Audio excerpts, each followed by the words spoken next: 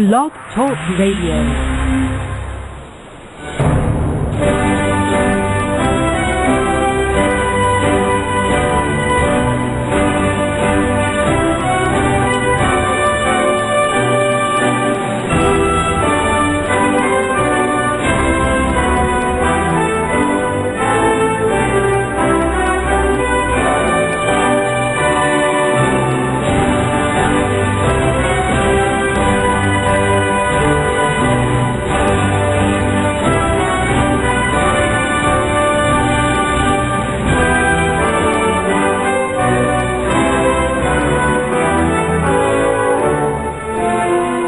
Boa noite, meus amigos. Estamos aqui de volta.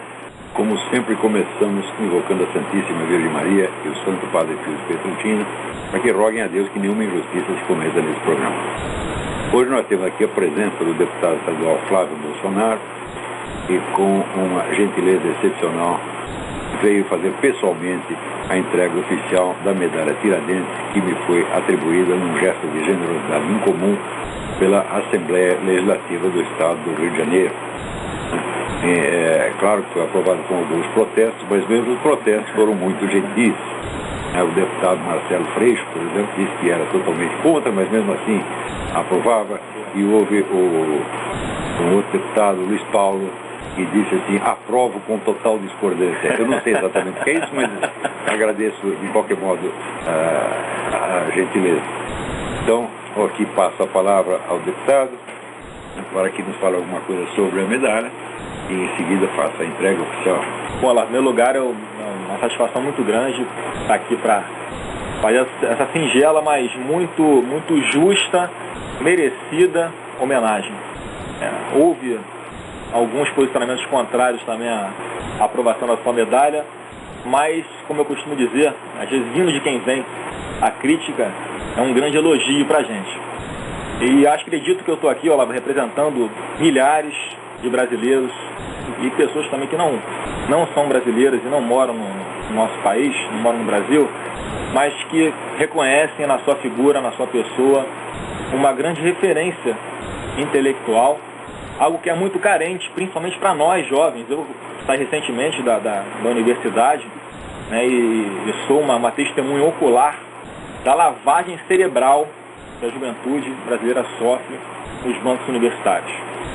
Em segundo lugar, você morar nos Estados Unidos ajuda, por mais que pareça que não, porque se você morasse em Cuba, por exemplo, acho que eu não poderia estar fazendo a entrega dessa medalha para você. Até poderia isso, se você tivesse se você estivesse em Cuba, provavelmente estaria lá incomunicável, um dos perseguidos políticos nessa ditadura que a cúpula, né, da esquerda do nosso país tanto idolatra e tanto faz referência como se fosse uma democracia.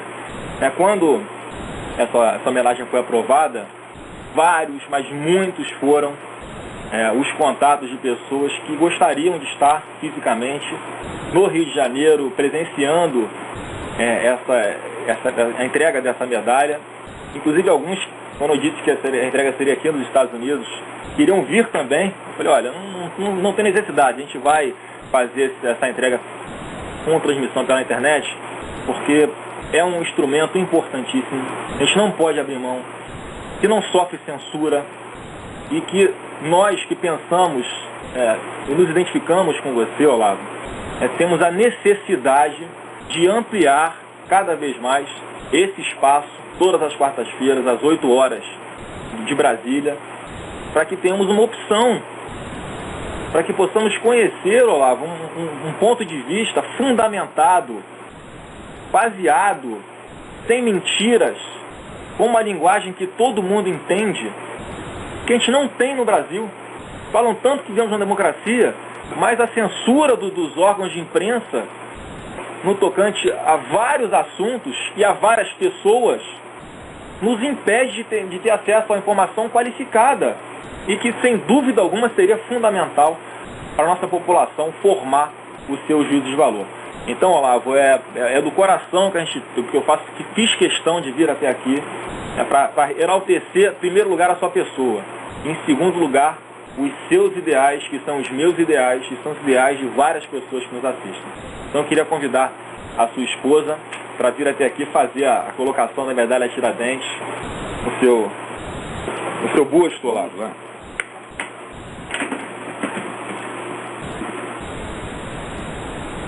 Só assumir a posição e colocar a medalha no lado aqui. Vamos ver o presidente. Vamos ver, ao contrário.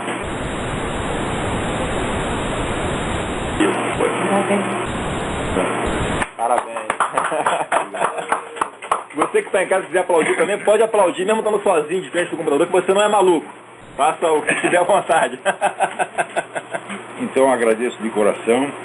Você sabe que eu morei 10 anos no Rio e ninguém faz isso impunemente. A gente acariocou um bocado, né? Meus filhos, inclusive, aprenderam a falar com carioca e riam muito da minha pronúncia paulista. O pai fala porta. Meu pai teve que escoar um pouco também para perder o sotaque dele do interior paulista, porque ele é de registro, né, de Eldorado paulista. O meu pai morou nessa região muito tempo. Vale do Ribeira? Então, Vale do Ribeira, exatamente. Então, olha, agradeço muitíssimo, né, a Assembleia Legislativa e, sobretudo, agradeço àqueles que votaram em mim, aprovaram, apesar da discordância. Eu achei, na verdade, eu achei um gesto muito nobre deles, né? Isso é uma coisa que está fora de moda no Brasil. Quer dizer, você aceitar tratar o seu adversário político como se fosse gente. Porque a norma é tratá-lo como se fosse coisa, né? Por exemplo, agora nós temos essa Comissão da Verdade que fica, né, chorando torrentes de lágrimas pelos terroristas mortos e não diz uma palavra de conforto, uma palavrinha de conforto às vítimas do terrorismo. Para eles, assim, não se fala disso, isso não é gente, isso a gente joga na lata de lixo da história. Quer dizer, desumanizar, deformar completamente a imagem do adversário se transformou em moda. E uma nova geração que já foi educada dentro disso acha isso inteiramente natural. Como acha natural haver a unanimidade que ele diz. Você vê, durante a famosa ditadura, né, que esforço fez o governo para eliminar a esquerda política? Nenhum, ao contrário. Tem até o estudo do Ricardo Vélez Rodrigues mostrando como a intelectualidade esquerdista foi protegida pelo governo nas universidades durante o tempo da ditadura. Sem contar o fato de que a esquerda dominava toda a mídia, como eu mesmo provei numa série de artigos. Você não tinha um diretor de redação que não fosse esquerdista, era comunista militante. Isso durante a ditadura. Ou seja, muitos ficaram ricos disso. Claro. Subiram na... Aqui, houve um estudo feito pelo embaixador Meira Pena que mostrou que aquele foi o período de maior progresso da indústria do livro esquerdista no Brasil, né? Então, isso quer dizer que os militares jamais tentaram conquistar a hegemonia ideológica e muito menos o controle total da situação. Eles combateram a guerrilha, isso é outra coisa. Mas a chamada esquerda pacífica teve amplo espaço para se manifestar, e tanto que acabou criando aquele imenso movimento das diretas já, essa coisa toda. Se criou esse movimento foi porque havia condições. Se fosse em Cuba ou na China, meu filho, você não criava esse movimento de jeito nenhum. E houve o ânimo também dos militares de progressivamente liberar e trazê-lo de volta, né? Agora, essa ideia da hegemonia do controle total, para essa gente é inteiramente natural. Eles acham simplesmente natural que não exista direita, não exista oposição. Todos os lugares dessa gente tomam poder foi assim. Você acha que é coincidência? Não é isso? Porque tinha uma época que era assim, a moda era jogar tudo nas costas do Stalin. Não, o malvado foi o Stalin. Digo, escuta, mas Mao Tse Tung fez muito pior. Pol Pot fez muito pior. É todo lugar que você toma o poder, é assim. Claro que nem sempre é pela violência. No Brasil não precisaram de violência. Por quê? Vocês destruíram toda a oposição na base de acusações de corrupção, das quais 3% foram provados. Os outros 97% não precisa provar porque o juiz já está queimado mesmo. E hoje, ó, quando a gente se coloca contra essas ideias, somos rotulados de autoritários, fascistas, sim, o autoritário sou eu. Quer dizer, você tem a polícia na mão, você tem o controle da mídia, você tudo, e eu que sou autoritário? Ah, vão a merda, porra. Como é que ele vai ter paciência com gente que é tão mentirosa assim, tão cínica? Então, olha, eu acredito que essa homenagem tem um sentido também fazendo um protesto. Essa situação não pode continuar assim. Não é possível você ter uma corrente ideológica que domina um país inteiro e que não deixa espaço para um... Você vê, a presença do Flávio Bolsonaro ou do pai dele na Câmara Federal, considera um escândalo. É um cara, não pode ter um contra nós, não pode ter nenhum. Tem que ser um imenso e gigantesco uniforme. Amém. Sim, senhor. Sim, senhor. Todo mundo tem que ser boi presépio. Como é que é isso? E ainda dizem que eles são pela liberdade. Eles são pela liberdade deles. Ora, pensa que até Hitler e Stalin eram a favor da liberdade deles. Quem é que não é? Então, o difícil é você respeitar a liberdade dos outros. Mas eles não têm essa ideia, nem a liberdade, nem a honra, nem a simples humanidade. Você vê, quando você vê algum sujeito de esquerda, uma Dona Dilma qualquer, o seu Lula, o Zé Dirceu, dizer assim: olha, vocês que foram vítimas de nós, Orlando Lobeck, Mário Cordel, as famílias que nos perdoem, foi assim, na época era uma época de conflito, de violência, e fizemos vítimas inocentes, vocês nos perdoem. Quando que eles falaram isso? Nunca, nunca, isso não lhes ocorre. Por quê? São psicopatas, no sentido mais técnico e científico do termo. Repito, esse pessoal da guerrilha e os líderes que nos conduzem são psicopatas. Leiam o livro do psiquiatra polonês Andrzej Lobachevsky, que se chama Political Ponerology. Poneros, em grego, é o mal. Então, é o estudo psiquiátrico do mal. Você vê lá a descrição da personalidade psicopática. É a Dona Dilma, é o seu Zé Dirceu, são todos esses. É o seu Franklin Martins. São pessoas que não têm os sentimentos humanos normais.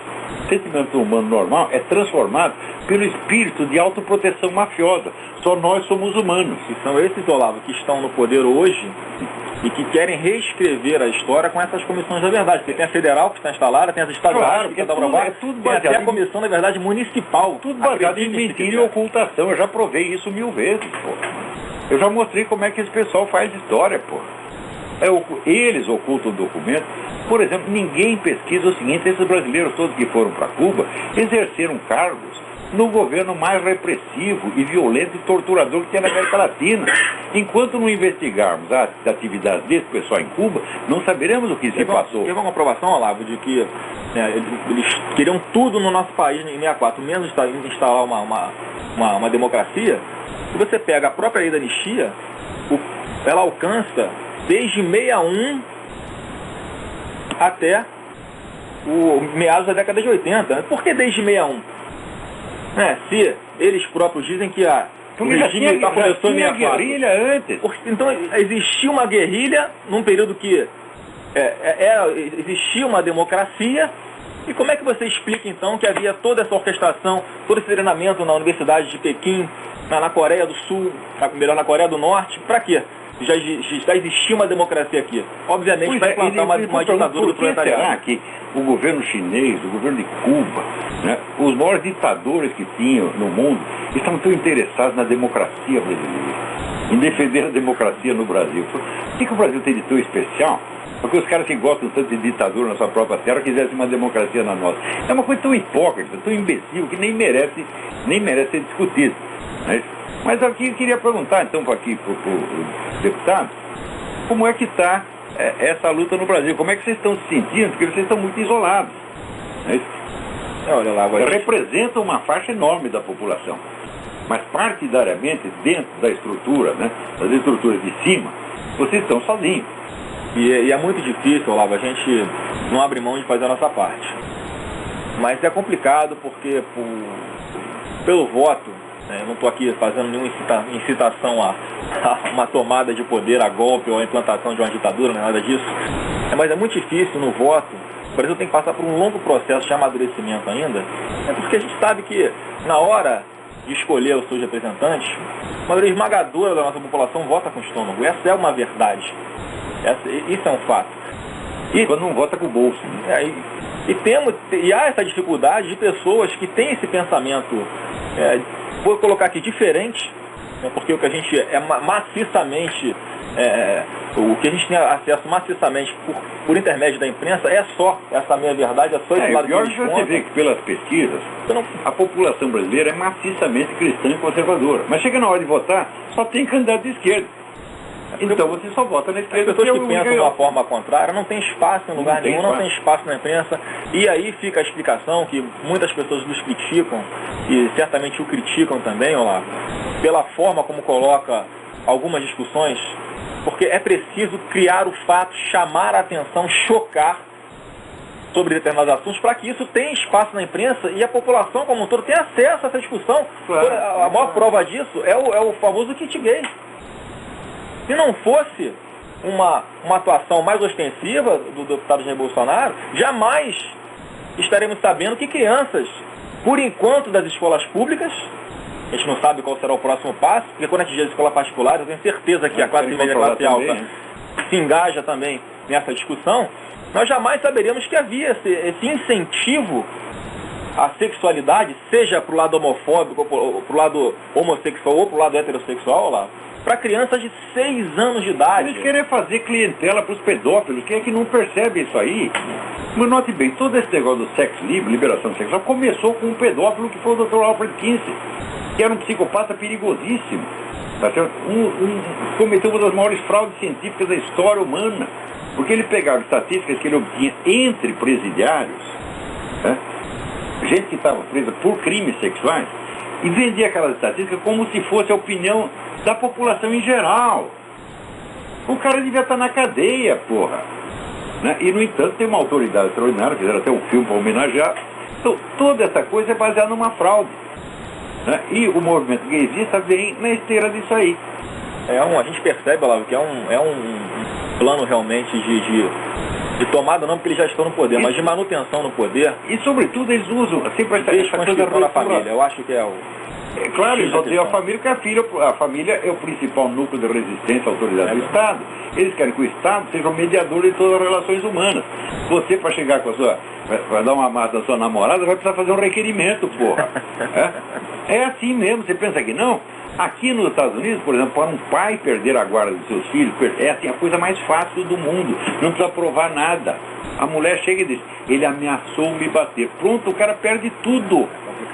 Tá certo? Então, as famílias estão sendo destruídas aqui por via judicial, uma atrás da outra. É que querem fazer agora no Brasil também, né? Mas é claro. PLC 122. Agora, com isso você tem naturalmente aumento da criminalidade. Quer dizer, crianças criadas fora da família então tem mais tendência à criminalidade. Eu acho que a gente tem muito até que aprender com os métodos que a esquerda usa para criar todo esse contexto de mentira, porque eles pegam bandeiras politicamente corretas e dentro desse projeto está essa manutenção do poder deles, ou seja, explicando, vamos pegar, por exemplo, esse combate à homofobia. Mas ninguém é a favor, Olavo, de um cidadão pegar uma lâmpada fluorescente e dar na cara do outro na Vila Paulista porque é gay, não é isso? Esta semana eu arrumei uma tremenda briga com conservadores evangélicos porque eu escrevi que o homossexualismo não é antinatural. Então tem cara que é uma realidade. A briga eu acho que não é contra o homossexual. Esse negócio de rotular de homofóbico, homofóbico é a sua mãe, não para com isso. Essa semana, né, a semana passada eu fiz um comentário breve sobre o Jean Willis, alguma coisa que ele tinha falado na disputa com Malafaia. Comentei o cara uma vez.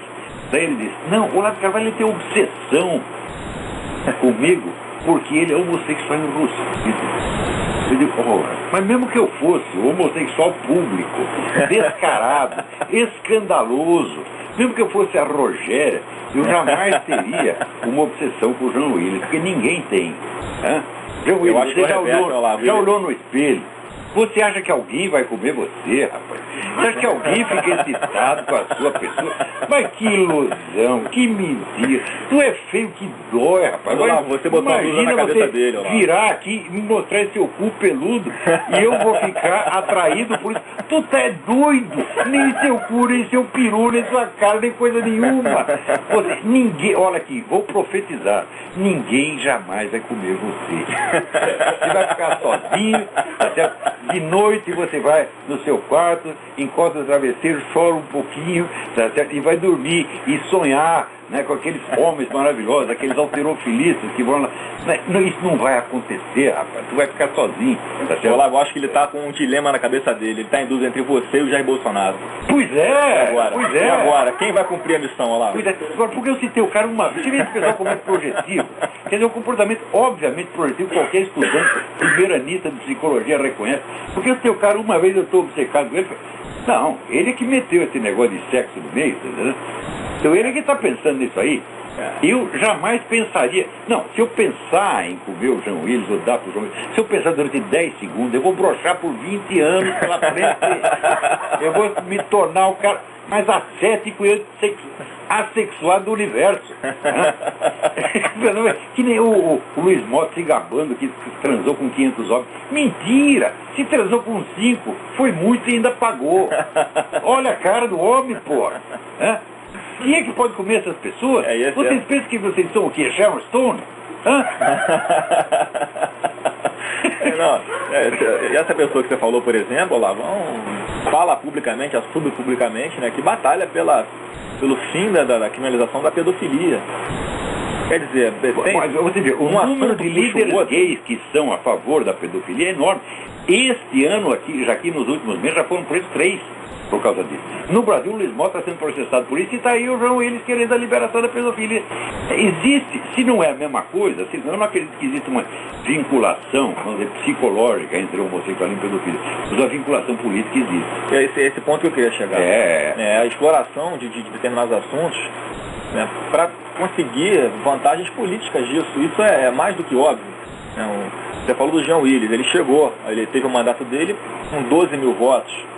Quanto houve parlamentares, candidatos aí com 60, 70 mil votos que não entraram. Ele veio por causa da sobra do candidato dele que teve mais votos.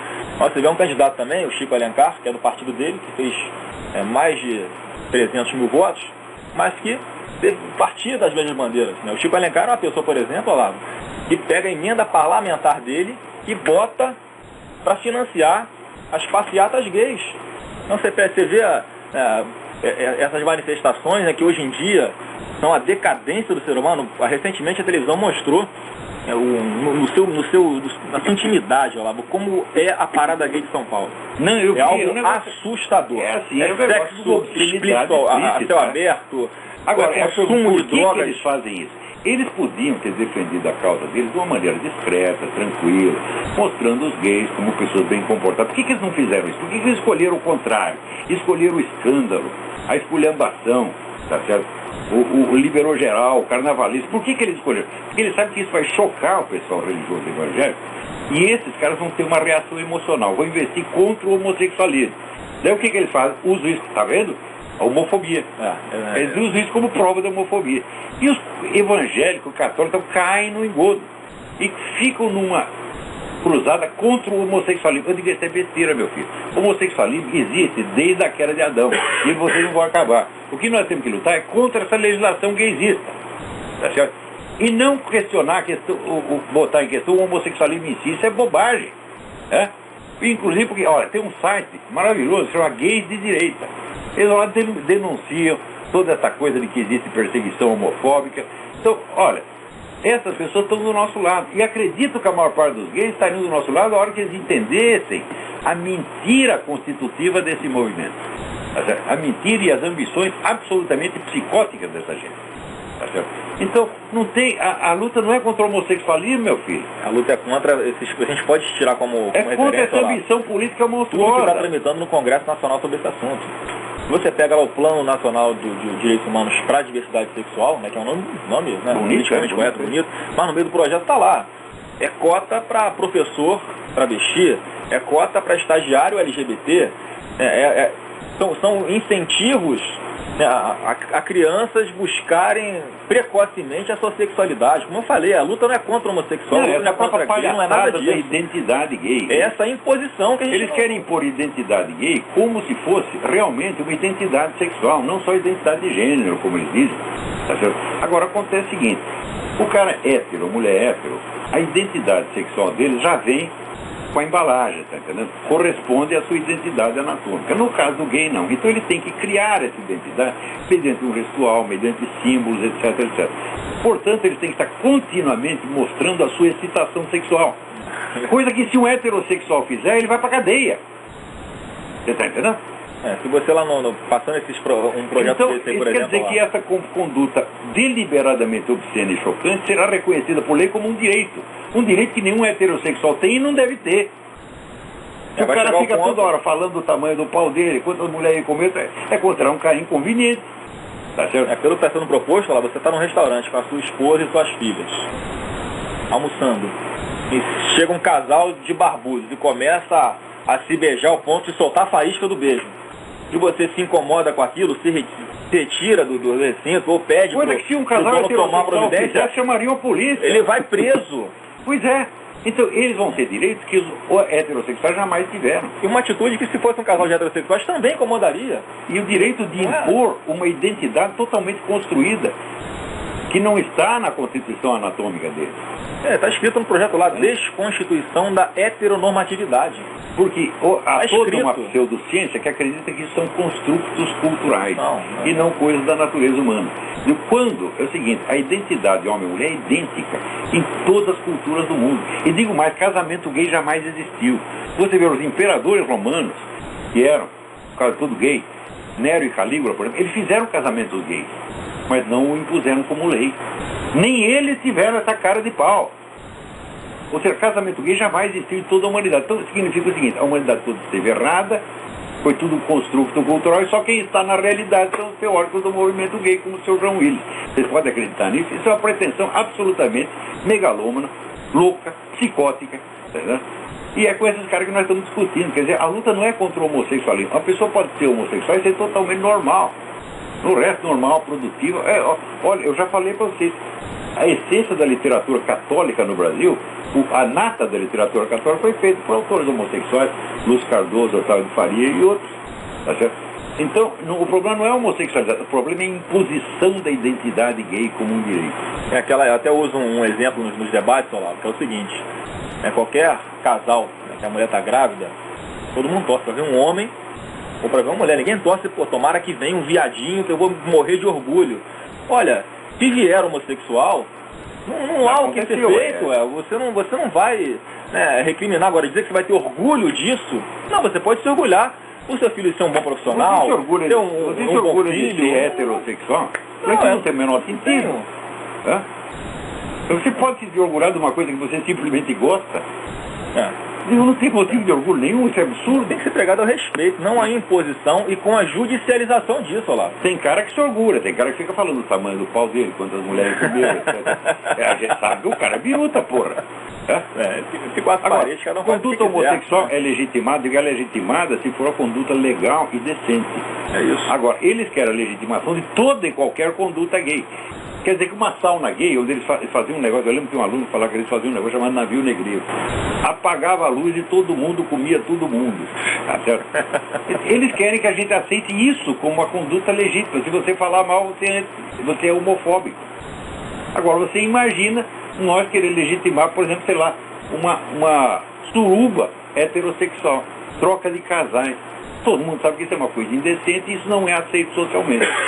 Por falar em suruba, você ficou sabendo, em função do Bolsonaro ter tomado essa postura, Olavo, inclusive aqui nos Estados Unidos, eu não sei o nome agora da pessoa, do grande artista, fez um museu de cera em homenagem ao Jair Bolsonaro, em que ele aparece em imagens, em esculturas de cera, sendo enrabado por várias pessoas. Somos nós, A escultura, o Jair Bolsonaro e 2 homens, outro o Jair Bolsonaro e 10 homens fazendo uma suruba.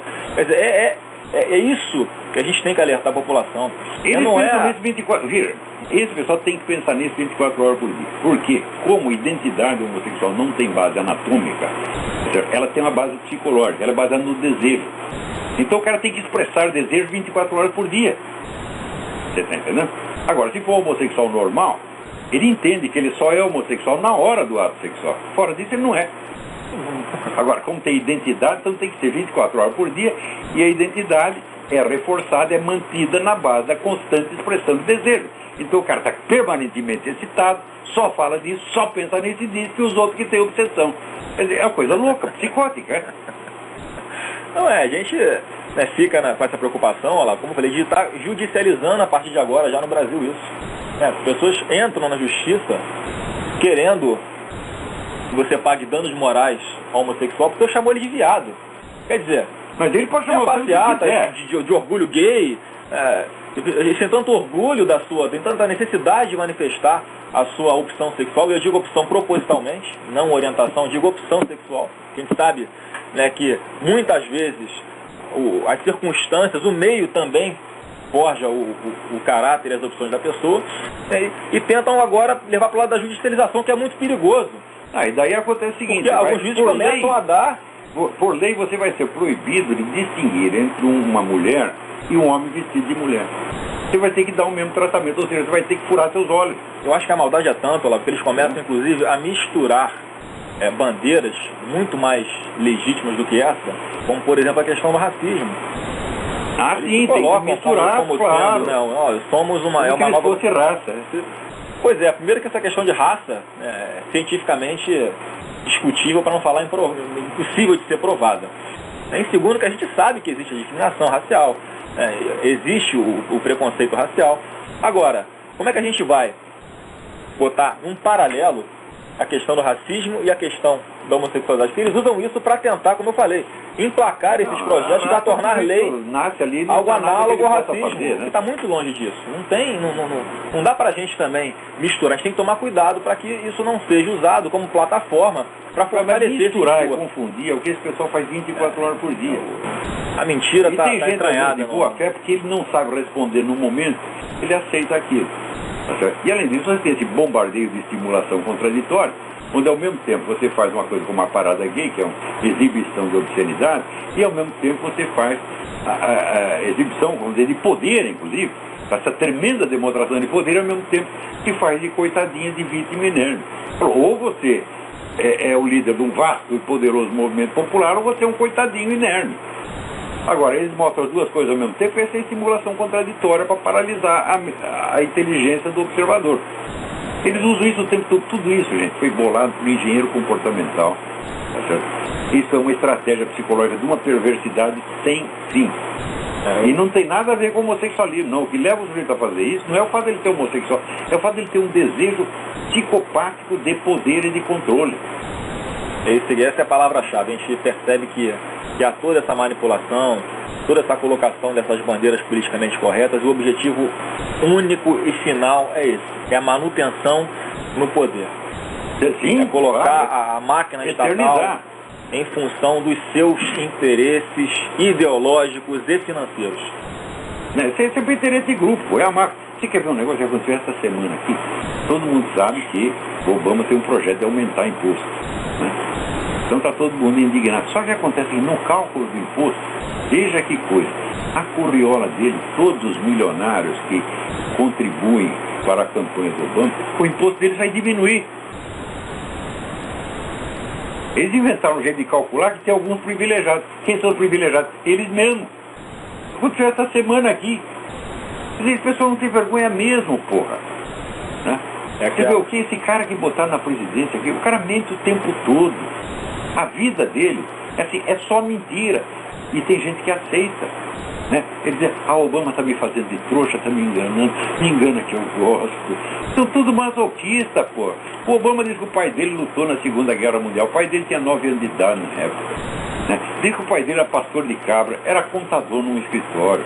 Tá certo? Diz que o tio dele libertou os prisioneiros de Auschwitz. Nenhum soldado americano jamais esteve em Auschwitz, foram os russos que invadiram. E assim por dentro, a história dele é tudo inventado, tudo inventado. Não se sabe nem se o pai dele morou com a mãe durante um único dia. Parece que foi um casamento fake que eles fizeram para obter extensão de visto, de permanência. Quer dizer, é tudo... Eu estou falando só os detalhes pequenos, né? Mas até nisso o cara mente, pô. A gente percebe que no Brasil tem dá para fazer uma analogia, Olavo. Quando o PT chegou à presidência do Brasil, né, em 2003, eles chegaram com base na mentira também. O pessoal vai se lembrar, eles fizeram uma campanha maciça contra deputados que haviam votado para acabar com o 13º salário, fundo de garantia, férias, e eles se intitulavam os grandes protetores desses direitos trabalhistas. Assim que assumiram o poder, o que fizeram? A primeira coisa, taxaram em 11% os inativos. Os aposentados brasileiros todos começaram a contribuir com mais 11% das aposentadorias. Eles chegam com a mentira, se instalam no poder, e agora todo esse projeto, toda essa ideologia entranhada nas suas propostas não tem outro objetivo senão a manutenção deles no poder. Agora, presta atenção, uma coisa é o sentimento de uma vez ou outra. Outra coisa é o indivíduo incapaz, insensível à diferença entre verdade e mentira ou entre o bem e o mal. Eu afirmo categoricamente para vocês, essa liderança toda é psicopática, eles não têm o sentimento do bem e do mal, eles são incapazes de ter uma simpatia sincera por um ser humano e são incapazes de levar em consideração a diferença entre verdade e mentira. São psicopatas perigosíssimos. Repito, leiam o livro do Andrei Lobachevsky, vocês vão entender o que eu estou falando. Ou então peguem uma ata dessas reuniões do Foro de São Paulo. Sim. Vocês vão ver claramente como é que há toda uma união entre alguns presidentes que já estão no poder hoje na América do Sul para se ajudarem e permanecerem no poder. O retrato disso foi o que aconteceu no Paraguai. Pois é. Eu fico lamentando sempre que o Brasil se coloca ao lado da banda podre Pode em ver, todas a FARC esta semana soltaram uma bomba que matou uma criança e feriu outras 6. Tem alguma palavrinha contra as FARC? Nada, jamais. Afaga a cabeça dos filhos da puta, entendeu? Recebe como hóspede oficial, como o livro Dutra recebeu. É assim, porra. Então, quer dizer, quando eles fazem essa afetação de que direitos humanos, isso é tudo farsa, gente. É tudo mentira. As pessoas é cínico até a raiz, tá entendendo? Então, não estou dizendo que são mentirosos de vez em quando. Não, estou falando que são psicopatas. São mentirosos compulsivos. Você pega nos fatos, né, Lauro? Você pega o caso do César Batista, sobre a extradição dele para a Itália ou não. O Brasil protege um terrorista desse. E o outro queimou 2 crianças lá no atentado. Porque, amigo, faz parte do seu ciclo de amizade, se ajudam. Inclusive, você viu aqueles atletas cubanos que fugiram. Cuba deve ser maravilhoso de morar. Eles tentam sair de lá remando em cima de um tronco. Os caras preferem enfrentar o tubarão. Os atletas fugiram pra cá e o Brasil não manda de volta. Tubarão. Tá aí a DGI atrás de mim, tá a DGI o tubarão, eu prefiro o tubarão, porra. Então eu lamento bastante, eu vejo até com pouquíssimas expectativas de futuro, lá, pensando no nosso país, porque é o tempo todo, é o Brasil se alinhando aos pensamentos do Hugo Chávez, pegando a democracia cubana como referência. Eu canso de ouvir nos debates que participo que Cuba é um país que oferece educação para os seus cidadãos. Olha, oferece educação, todos são alfabetizados e são catequizados, tá certo? E não tem a menor possibilidade que os caras têm. Se vê esses médicos cubanos, de discordar do governo. Nenhum passa no exame, pô, não estão qualificados para isso. A medicina cubana é uma merda, tá certo? Aquilo é uma fábrica de cadáver, porra. Eu já conversei com um cubano exilado, falei como é que é o serviço, e como é que era o serviço médico lá. O cara descreveu horrores. Aí existe um cubano lá no Rio Grande do Sul, nós levamos ele numa churrascaria para almoçar. Quando terminou, ele disse, olha, hoje aqui eu comi mais carne do que durante toda a década de 90 em Cuba. Carne lá é só para nomenclatura, é só para elite, porra. A coisa é muito braba, porra. Que Cuba não tem prostituição. Não tem prostituição porque todas as mulheres se dedicam a esse ofício. Todas as mães de família, elas têm que fazer isso. Então elas dão para o turista em troca de um maço de cigarro, de $5. Você vê, se o salário é $30, $5 uma trepada, porra. É um dinheirão, né? É assim a condição de vida em Cuba. A gente não vê, né, ninguém dessas pessoas que se dizem democráticas, que lutaram contra a ditadura militar, se rebelarem ou falar alguma coisa contra a ditadura cubana. Não tem sequer dó dessas pessoas, não tem sentimento. Afirmo com vocês, gente como Zé Dirceu, Lula e Dilma não tem sentimentos humanos. Eu isso afirmo categoricamente. São psicopatas no sentido estrito e técnico do termo. Vocês estão brincando com isso, gente. Porque psicopata não é que nem um louco doente mental, que você percebe a coisa na conduta. Não, psicopata você só identifica quando ele apronta uma que você não esperava. Mas esses já aprontaram 500. Você vê o Lula quando vê o negócio do mensalão, fala, não tem problema que vai prescrever, a justiça é lenta. Comportamento tipo de mafioso, de gangster, pô. Impressionou o Zé Dirceu conclamando a sociedade, principalmente os estudantes da Uni, a irem para as ruas e manifestarem contra o julgamento do mensalão. Pois é. Olha que então tem gente lá que é capaz de ir. O pessoal da Uni vai, eles são muito bem pagos para isso. É uma instituição que hoje você olha, qualquer pessoa com um mínimo de bom senso consegue perceber que aquilo é uma formação né, de adolescentes para compor a quadrilha do PT futuramente. 20 anos atrás já adverti o pessoal que o PT não é um partido como os outros, é um partido revolucionário. Ele não veio para ser eleito, exercer o poder e depois ceder o lugar aos seus adversários no rodízio normal da democracia. Não, ele veio para mudar o sistema de uma vez por todas e se encarcelar no poder para sempre. E todo mundo diz, não, isso é exagero, etc, etc. Você é teórico da conspiração. Teórico da conspiração, caralho, porra. Estou falando uma coisa óbvia para vocês. E quando digo que estão psicopatas, eu digo, olha, meu filho, dá para você testar os caras, dá para fazer exame de tomografia cerebral e mostrar quais são as áreas do cérebro que funcionam. Porque psicopata é o seguinte, quando você mostra uma cena comovente para ele, com uma pessoa normal, as áreas emocionais são ativadas. No psicopata são as áreas linguísticas, não as áreas emocionais. Ou seja, ele sabe o que é emoção, ele tem o conceito, mas ele não aceita. Ele só sente. Tem duas emoções que ele sente, medo e raiva. Só isto. Agora, ele consegue fingir. E a prova de que é fingimento é que é emoção seletiva. Só tem emoção quando lhe convém, porra. Eu não consigo entender como é que a parcela maior da nossa população consegue manter na presidência do nosso país, Olavo, alguém do PT, esquecendo que tem toda uma rede, tem todo um satélite em volta das pessoas, como o Zé Disseu, né, como não consegue, quando a coisa é muito ruim, ladrões, comprovadamente. Quando a coisa é muito ruim, o cérebro humano reage, não consegue acreditar, fica em estado de estupor. Ele fala, não pode ser tão ruim, o Lula deve ser bonzinho. É que nem esse pessoal que acredita que leão é bonzinho, né? Estou lendo uma série de reportagens sobre gente que foi comida por leão, por tigre, que eles criavam em casa.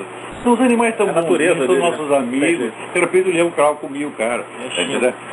Então, a coisa é ruim, você não quer acreditar, porra. A gente tem essa, como eu falei, acaba ficando um pouco isolado. A gente não tem, Olavo, né, por parte da imprensa, eu já estou generalizando, lógico que as pessoas não tem têm dinheiro, pô, essa é a verdade. Espaço para você debater essas ideias, né, que hoje quem está nos assistindo tem oportunidade, Olavo, quem ainda não te conhecia, né, que vai poder, a partir de agora, acompanhar semanalmente os seus programas e ter pelo menos acesso a essa outra visão. Quanto eu ganho para fazer esse programa? Não ganho nada, fazer despesa. Quanto eu ganho para fazer o mídia semana? Não ganho nada, fazer despesa. Pago do meu bolso aquilo lá, né? Então, graças a Deus, tenho alunos, não pago, tenho emprego no jornal. Então, com o meu dinheiro pessoal, sustento isso aí. Não há nenhum interesse por trás, não há nenhuma organização partidária ou ONG ou qualquer coisa por trás. Tem ninguém por trás, né? Então, é a iniciativa individual que ainda tem alguma força contra isso. Porque esse pessoal tem todo o dinheiro do mundo, né? Eles são os donos do dinheiro. Vocês não perceberam ainda, não? Ainda fica falando contra os capitalistas, contra os exploradores capitalistas, quando são eles mesmos os únicos exploradores capitalistas. Você conhece algum comunista pobre? Não tem. E sobretudo aquilo que eu te perguntei. Você conhece algum comunista que quer fazer a revolução comunista? Depois que vier o comunismo, vou voltar para casa para ser um trabalhador. Nenhum. Todos querem ir para a nomenclatura. Claro, não são trouxa, porra. Agora, eu quero ser membro da nomenclatura? Eu não. Eu estou feliz com o que eu faço. Eu não tenho nenhuma ambição de ser mais do que eu sou. Estou contentíssimo. Cheguei no topo da minha carreira. Não quero subir mais um degrau, não. Está muito bem. Só quero fazer mais daquilo que eu estou fazendo. Eu não quero ser deputado, não quero ser senador, não quero ser presidente da República, não quero ser presidente de coisíssima nenhuma, a não ser do Inter-American Institute, do qual eu já sou presidente, que fui eu mesmo que inventei. Eu mesmo inventei, eu mesmo me nomeei presidente e pronto, acabou. Por isso que funciona. Por isso que funciona. Agora, você não tem que negociar com nenhum congresso nacional, né? Não tem que negociar só comigo mesmo e com a dona Roxane. Agora, para não dizer que está tudo merda, você veja, nós estamos aqui fazer uma homenagem a Dona Eugênia Araújo Salles. Que foi um homem de uma fidelidade, de uma constância, um exemplo para todo o Brasil. Um maravilhoso, cara. E que no interior dele ainda aconteceu esse óbvio milagre. Essa pomba que desceu e ficou 40 minutos estacionada ali em cima da cabeça dele. Pomba não fica 40 minutos em lugar nenhum. Então isso é um sinal para vocês. Vê se vocês aprendem, meu Deus do céu. Vocês tinham um homem santo aí e não perceberam. Eu lembro até quando esse pessoal gaysista juntou para fazer um assédio judicial contra o Eugênio. Né?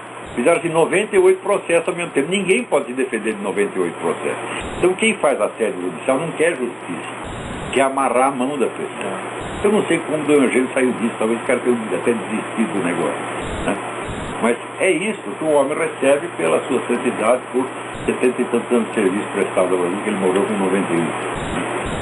Então, é isso aí, que Deus receba e que lhe dê, né, o prêmio dos seus méritos incontáveis.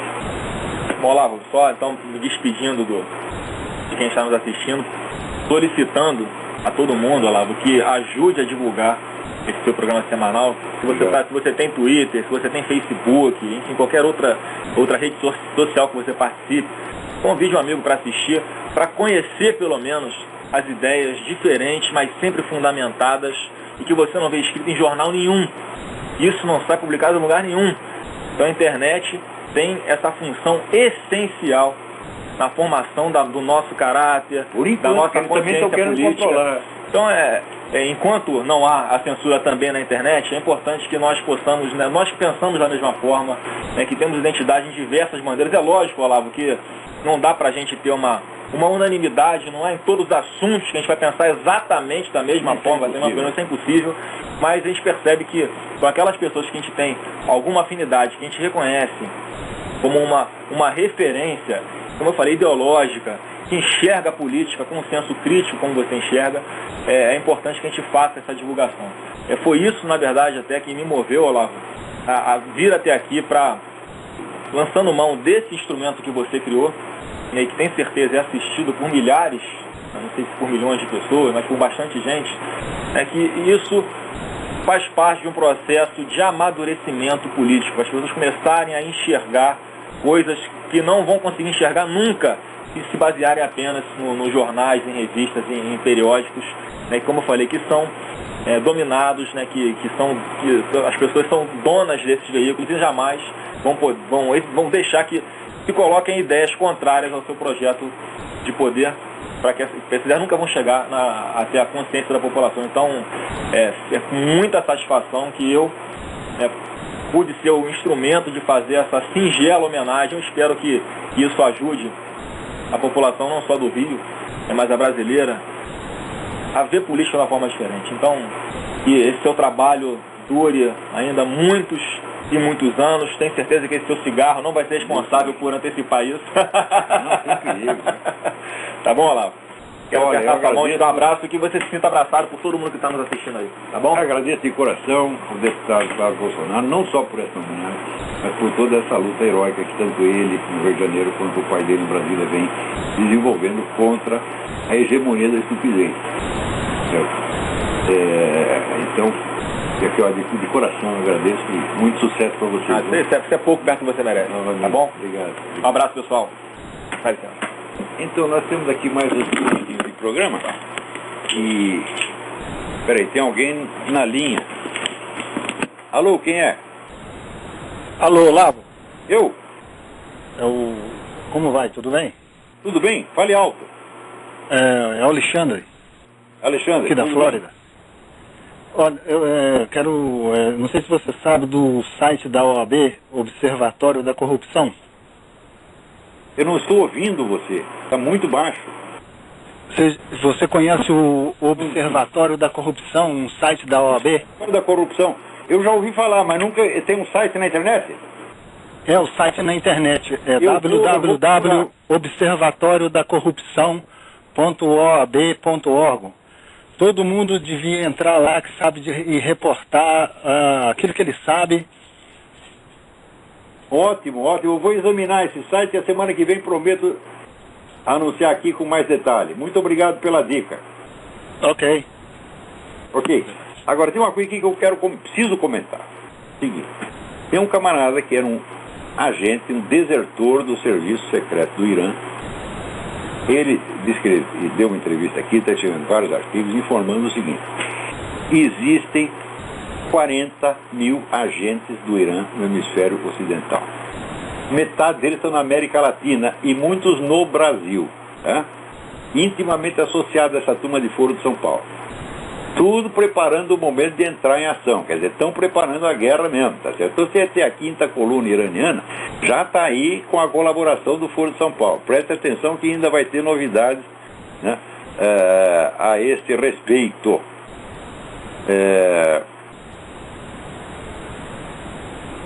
Agora, essa semana também, para não dizer que está tudo perdido, o ex-presidente Álvaro Uribe lançou a candidatura presidencial do Fernando Londoño, que já foi ministro da Justiça na Colômbia. É um homem altamente respeitado, tão respeitado que tentaram matá-lo, né, e soltaram lá uma bomba, mataram dois assistentes dele, parece, mas ele escapou, porque ele caiu atrás de um dos cadáveres, veja você. Então, está aqui, já votei em Fernando Londoño, tá certo? Não sou eleitor na Colômbia, mas espiritualmente vou votar. Conheço Fernando Londoño, é um homem muito honrado, muito sério, muito capaz, tá certo? E depois desse fiasco que foi o João Manuel Santos, é preciso eleger alguém que seja fiel à política iniciada pelo presidente Álvaro Uribe, que é aprovado por 90% da população da Colômbia, tá? Então, bom, eu acho que essa semana aqui... Peraí, tem mais alguém na linha. Alô, quem é? Alô? Alô? Oi, Olavo? Eu, fale mais alto. Tudo bem? Tudo bem? Eu sou o Felipe, eu falo de Goiânia. Como é o seu nome? Felipe, eu falo de Goiânia. Felipe de Goiânia, tudo bem? Tudo jóia. Hoje eu entrei no Facebook e me deparei com uma foto no Face, onde eles colocavam assim no Facebook, Niemeyer 1 versus o nosso querido bispo que faleceu, né? 0. E quem colocou isso foi a ATEA, a Associação Brasileira de Ateus e Agnósticos. E eu fui fazer uma comparação, fui criticá-los. Nossa, eu fui insultado completamente por eles. Eles não aceitaram. A ATEA... Direito, porque está muito baixo, mas eu entendi que existe esse site dessa ATEA, Associação não sei o que, dos ateus, ou dos idiotas, não sei quantos, né? Associação de todos os idiotas, né? E analfabetos. Né? Eu fui criticado, falei assim, não se fala isso do comparar Niemeyer. Eu vou dar uma olhada no site deles e comento a semana que vem, porque o nosso tempo aqui também já está acabando, não dá mais para falar nada essa semana. Obrigado pela dica de qualquer maneira, prometo que vou olhar lá. Tudo jóia, muito obrigado. Tá, obrigado. Agora, só para encerrar, você viu como estão as coisas aqui nos Estados Unidos. O cara que é o secretário dos transportes, eles estão tentando fazer uma ferrovia, né, trem-bala, né, feito por uma empresa chinesa. Então a empresa chinesa vai ter todo o mapeamento do território, vai ter acesso a tudo quanto é informação, quer dizer, um risco de segurança menor. Vai custar um dinheirão, né? E claro que tem gente que está contra. Daí o secretário dos transportes diz, é por isso que essa merda não funciona. Você vê, na China, a China é muito mais eficiente, porque lá 3 pessoas tomam todas as decisões, aqui são 3 milhões. Quer dizer, eles estão infelizes, porque aqui a coisa tem que passar por consulta popular, né? E quer reduzir para 3, né? Seria o Obama, o Eric Holder e provavelmente a dona Michelle, né? Que vão mandar no país. E o cara tá tristinho porque isso não aconteceu. Eles vão fazer a declaração, a apologia da ditadura aqui, né? Ainda tem gente que acha que é força de expressão. É como o Hitler quando disse que ia matar todos os judeus. O cara, não, ele não vai fazer isso, é força de expressão, né? O Lenin, o pessoal na Europa dizia, não, ele não é comunista, não, ele só está se fazendo de comunista, na hora que ele vai ficar bonzinho. Sei, conheça essa história. É a história do senta que o leão é manso, né? Você sabe a história, né? Quando ele foi no circo, o circo estava cheio, ele sentou entre 2 tábuas, o saco dele ficou bem ali no meio. Daí, de repente, o leão escapou da jaula, todo mundo saiu correndo, e ele, senta que o leão é manso. Tá? Então, essa é a psicologia de muita gente no Brasil. Tá? Então, olha, muito obrigado novamente por essa homenagem, muito obrigado à Assembleia Legislativa do Rio de Janeiro, todos que votaram a favor, mesmo não gostando. Né? Então, até a semana que vem, muito obrigado.